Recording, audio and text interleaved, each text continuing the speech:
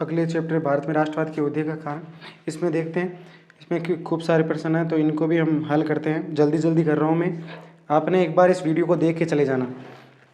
Next देखो, महात्मा गांधी दक्षिणी Africa से भारत कब लौटे थे? आपको पता है, महात्मा 9 जनवरी को लौटे थे 1915 को, और 1893 में गए थे, याद रखना। नेक्स्ट प्रश्न, महात्मा गांधी चंपारण व खेड़ा सत्याग्रह, चंपारण व खेड़ा सत्याग्रह 1917, ध्यान रखना 1917। कहीं कहीं आपको 1918 भी दिखे ना, कौन सा? खेड़ा, तो 1918 भी सही है, ध्यान रखना।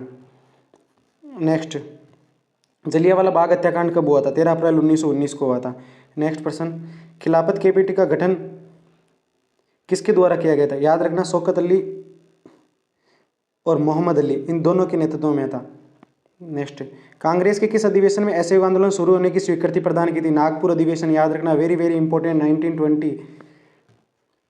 हिंद स्वराज नामक पुस्तक की रचना किसने की थी? महात्मा गांधी। नेक्स्ट, स्वराज पार्टी का गठन, आपको पता है 1923 में स्वराज पार्टी का गठन हुआ था, किसने किया था? CR दास और मोतीलाल नेहरू ने किया था।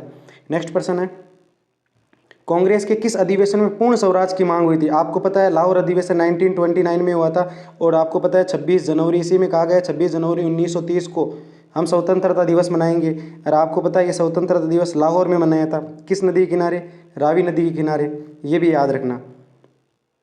उसके बाद, गांधी जी किस स्थान पर नमक तोड़कर सविनय अवज्ञा आंदोलन शुरू? आपको पता है दांडी, मैंने बता दूं, फिर भी बता देता हूँ, 12 मार्च को दांडी यात्रा स्टार्ट होती है 1930 को, 1930, और 6 अप्रैल को पूर्ण होती है ये महायात्रा, 6 अप्रैल 1930 को, ये याद रखना।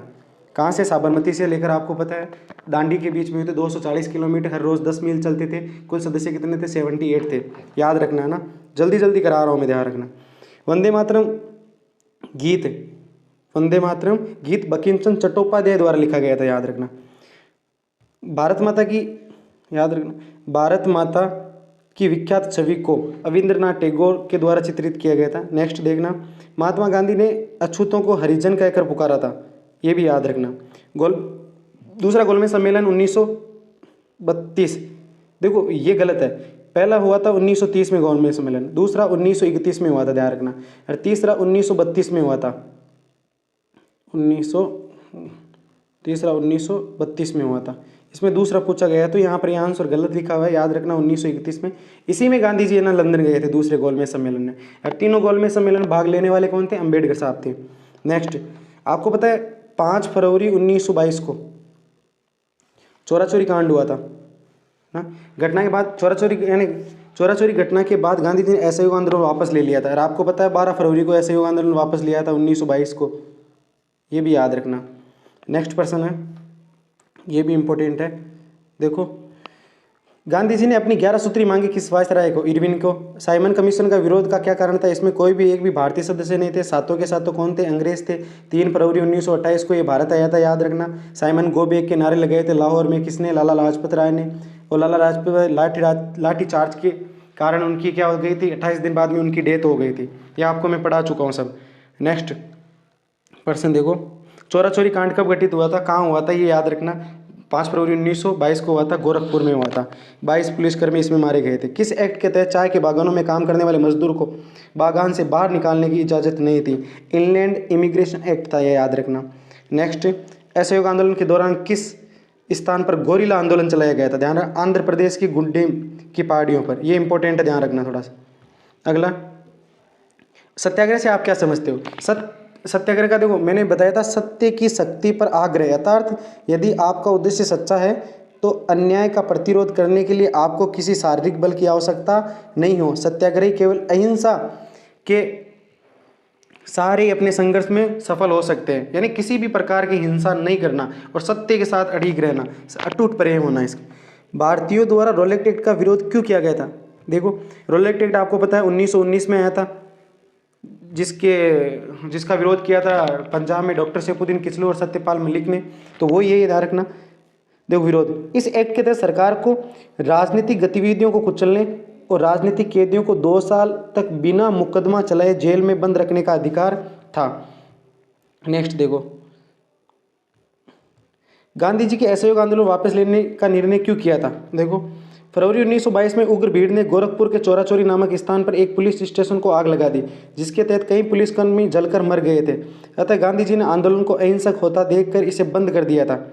ये ध्यान रखना, ये मैं बता चुका हूँ आपको। साइमन कमीशन पर संक्षिप्त टिप्पणी लिखो, अभी बताया था। ब्रिटेन की टोरी सरकार, वहाँ की पीएम की बात कर रहे हैं, ने सर जॉन साइमन के नेतृत्व में भारत में एक संवैधानिक व्यवस्था की कार्यशैली का अध्ययन करने के लिए एक आयोग का गठन किया था, लेकिन एक भी भारतीय सदस्य नहीं थे। साथों के साथ आपको पता है अंग्रेज थे।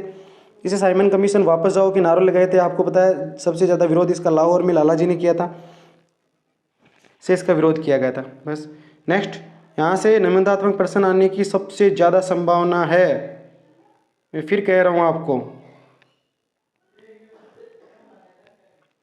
देखो जल्दी करा देता हूँ, रीडिंग लगाऊंगा। गांधी जी द्वारा चलाए गए ऐसे आंदोलन का वर्णन कीजिए। देखो, क्रिप्स मिशन की असफलता, ये यहाँ पर ही गलत है।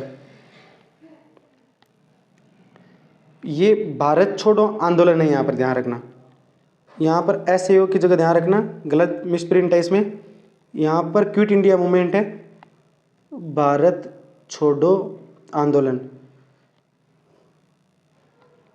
सॉरी, कुछ मिस्टेक हो गई यहाँ पर।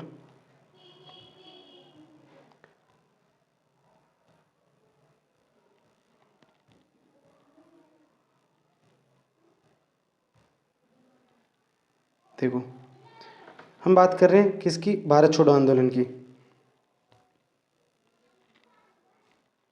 देखना, क्रिप्स मिशन की असफलता व द्वितीय विश्व युद्ध आपको पता है 1939 से लेकर 1944 के बीच में चला था। द्वितीय विश्व युद्ध से अपने असंतोष के फलस्वरूप गांधी जी ने असहयोग भारत छोड़ो आंदोलन शुरू किया था। इस आंदोलन के तहत गांधी जी ने अंग्रेजों को पूरी तरह से भारत छोड़ने के लिए कहा था। भारत छोड़ो आंदोलन का प्रस्ताव 14 जुलाई 1942 को, याद रखना 14 जुलाई 1942 को वर्धा, महाराष्ट्र 1942 को आयोजित कांग्रेस के कार्यकारिणी समिति की बैठक में पारित किया गया था। 8 अगस्त 1942 को मुंबई में अखिल भारतीय कांग्रेस समिति ने इस प्रस्ताव का समर्थन दिया था। इस अवसर पर गांधी जी ने करो और मारो का नारा दिया था। वेरी वेरी इंपॉर्टेंट है ये प्रश्न, इस बार आने की संभावना है, ध्यान रखना। इस आंदोलन के दौरान लोगों ने हड़ताल तथा राष्ट्रीय गीतों और नारों के साथ प्रदर्शन किए एवं जुलूस यानी रैलियां निकाली थी। यह आंदोलन एक जन आंदोलन था जिसमें छात्र, मजदूर और किसानों ने भाग लिया था। ध्यान रखना, ये नेतृत्वहीन आंदोलन था क्योंकि सारे के सारे नेताओं को जेल में डाल दिया था। इस आंदोलन में जयप्रकाश नारायण, अरुणा, आसफ अली, राममनोहर लोहिया जैसे नेताओं ने भाग लिया था। इस आंदोलन में महिलाओं की व्यापक भागीदारी रही, जिनमें प्रमुख महिलाएं बंगाल की मातंगिनी हजारा, याद रखना, असम की कलकत्ता बरुआ और उड़ीसा की रमा देवी, ये भी याद रखना, इंपॉर्टेंट है। सेकंड प्रश्न है, देखो, प्रथम विश्व युद्ध ने भारत में राष्ट्रीय आंदोलनों में किस प्रकार का योगदान दिया था। देखो, प्रथम स्थिति पैदा कर दी थी कि जिसके कारण रक्षा व्यय में भारी इजाफा हुआ था। इस खर्चे की भरपाई करने के लिए युद्ध के नाम पर कर्जे लिए गए और करों में वृद्धि की गई थी। सीमा शुल्क बढ़ा दिया गया था। आयकर की शुरुआत की गई थी। युद्ध के दौरान कीमतों में लगातार वृद्धि हो रही थी, जिसके कारण आमजन की मुश्किलें बढ़ गई थी।